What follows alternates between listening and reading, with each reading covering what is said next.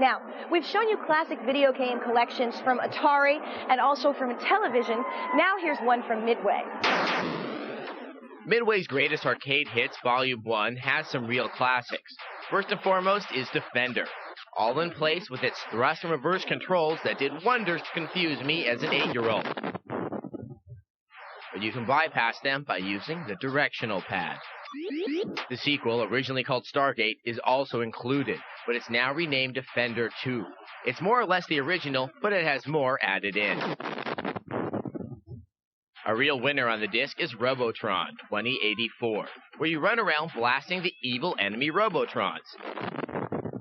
The game used 2 arcade sticks, one to move and one to control your direction of fire.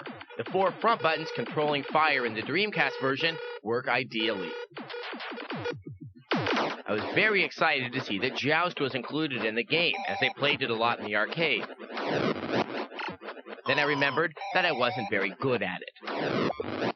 Unfortunately, it also seems a little harder, as the A button is a little harder to keep pounding than the large flat button in the arcade version. Sinistar is also very well suited to the Dreamcast controller, as you collect the goodies to fight the title beast and deal with the pesky enemies getting in your way.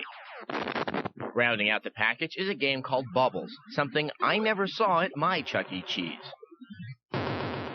You control a bubble that washes up debris to make you bigger, all the while avoiding various bathroom nasties like brushes and spiders attempting to foil your hygienic plans. The games are emulated and sometimes it doesn't completely work.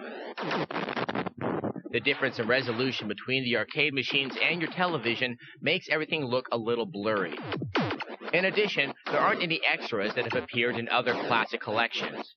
In the end, if you want a collection of classic games and don't have Midway's in one of its many other versions, this is a fine way to go. GameSpot gives it a 5.5 out of 10. I usually don't feel this way, but I really did miss having those extras on the Midway disc. The Atari Arcade Classics and the Intellivision discs had old promotional materials and old commercials to really make it feel more fun and more complete.